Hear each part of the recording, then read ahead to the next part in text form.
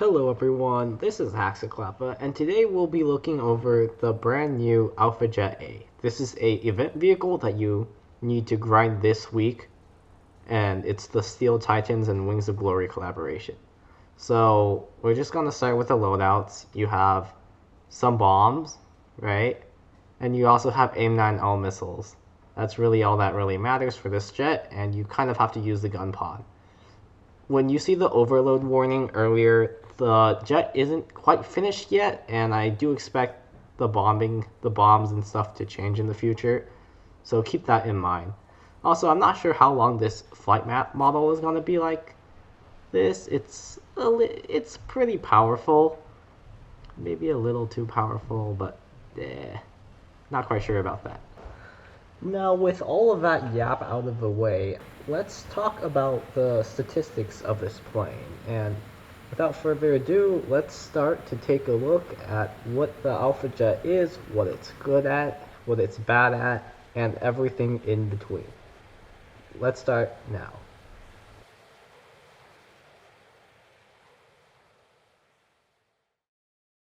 Anyways, here are the Alpha Jet stats. Some things to note are the high turn rate of 30.17 degrees, the low thruster weight ratio of 0.54, and the low speed in general.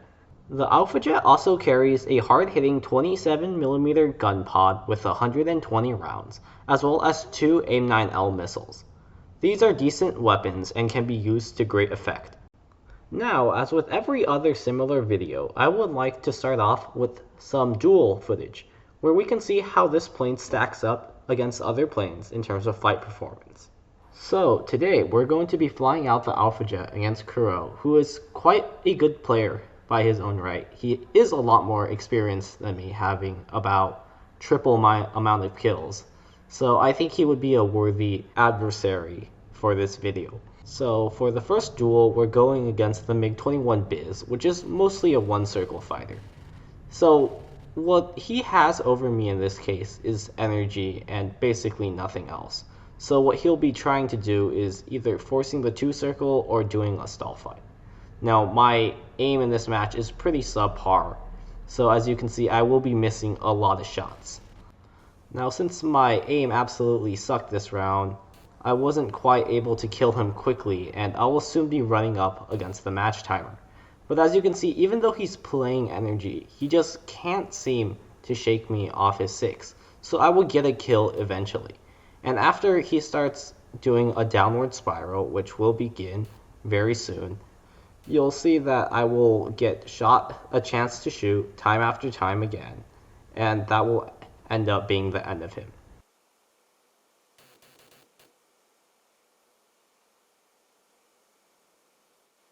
So, by now, both of us are sort of in the stall, and he's actually behind me at this point, but he's stalled out, so he's unable to pull in for the shot. In this case, his hand is kind of forced because he's stalled out, and he kind of has to get down because he needs to regain airspeed so that he can control his plane again. But the issue here for him is that I've already generated a lot of energy in this case, and right here, I'm starting to hit my optimal, which means that I can take advantage of this plane's absolutely ridiculous turn rate. And as you see there, I miss a shot or two, but that's fine because now I'm a little over my optimal and I can easily pull into him here. And not so luckily for him, I'm able to hit this series of shots, and that puts him down. Next up, we're going to be fighting Kurou when he is in the F5E Tiger II. The F5E is a pretty decent one-circle plane. Not as good as the MiG-21, but it also doesn't have a lot of long-term endurance because of the weak engines. So what he tried to do here was a mistake because he was trying to stall me out. And since that thing only has a thrust weight of about 0.64-ish, he's not able to prevent himself from becoming a sitting duck when he stalls out, and that gives me a pretty easy shot.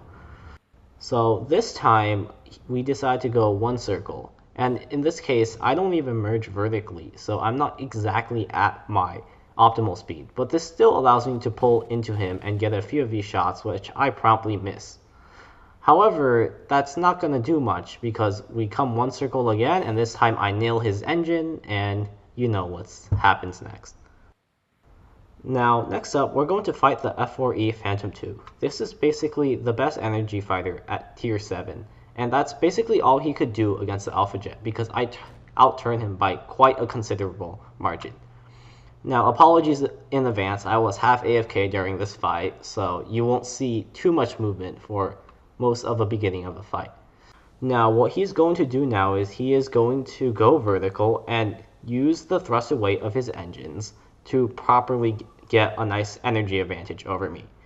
But what I want to do here is maintain my speed and do not fall for the energy trap. If I go up, that means that he's going to have me stalled out, and he's going to have to come down sooner or later, and I get a pretty lucky shot. So when you're in one of these planes and you're energy trapped, just stay down low, keep your speed, and when they come down to fight you, then you can contest the head-on, or if you see an opportunity like the one earlier, you can pitch up for a quick burst. Usually the player will get bored and they will come down eventually, and that's when you can usually try to get the kill.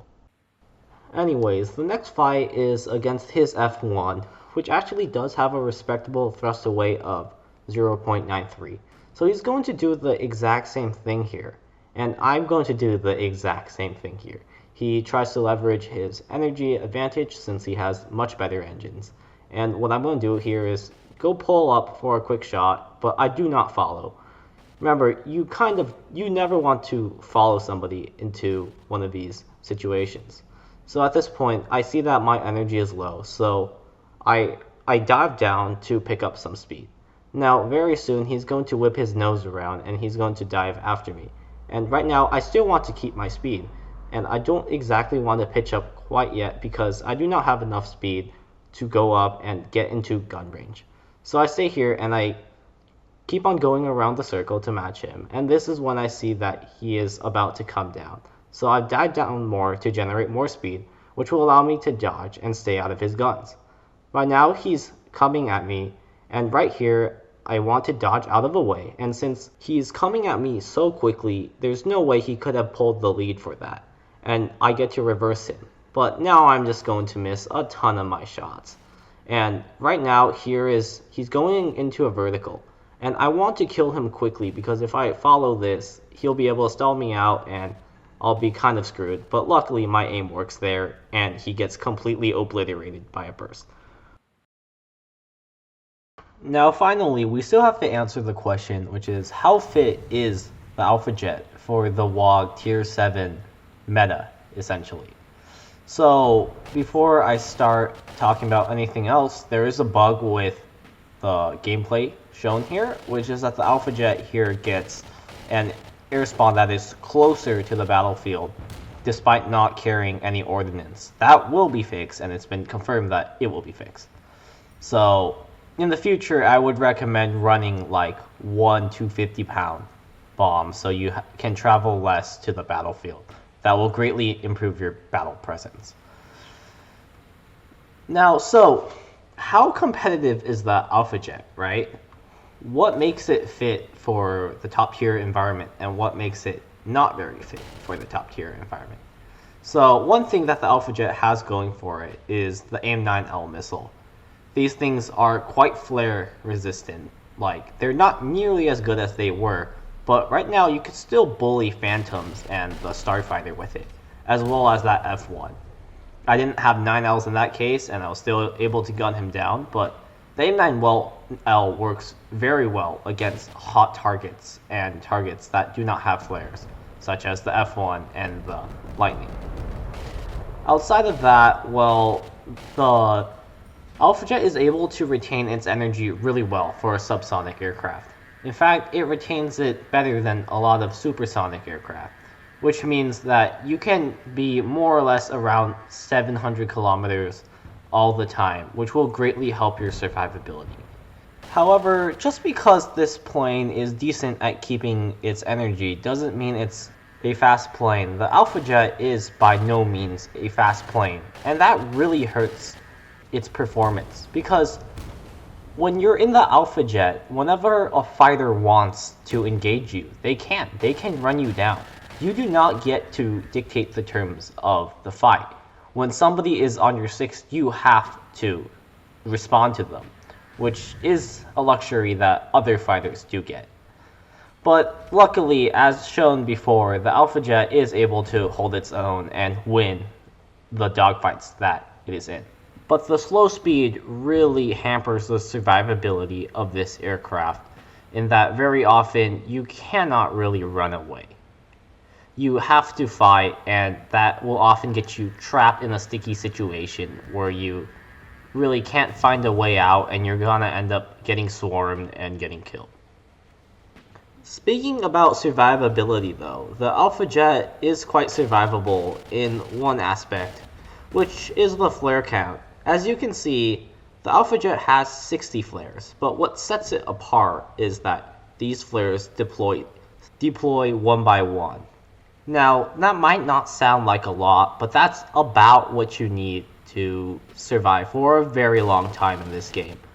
30 flare pops is already more than enough for most scenarios, so having an extra 30 either means that you can survive for double the amount of time, or that you could just spam flares, like when you're flying around, and it won't eat too much into your flare budget.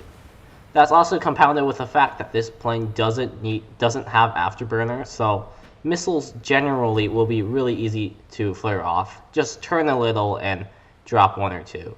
And as you can see here, I'm just flaring occasionally to make sure that the 9Ls behind me won't ever catch me, but nobody fires that off. And this clip is a perfect demonstration of what I was talking about speed. Right behind me I have a 104G and they're chasing me right now. And well, of course, since I'm the better player, I survived that engagement totally. Since this video is coming a close, I guess I'll put in my final thoughts on this aircraft.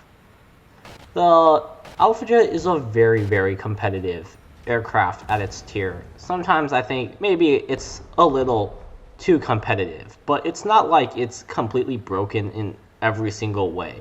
And when this thing starts to hit the masses, I'm sure it will become about as annoying as the A6 will be. And I think in general, I would just consider this plane to be a better A6. It has better flight performance. It is fast, well, about the same speed as the A6.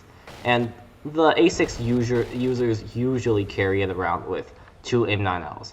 So I don't think it will be as cancer as the A10 where they're constantly spamming M9Ls everywhere.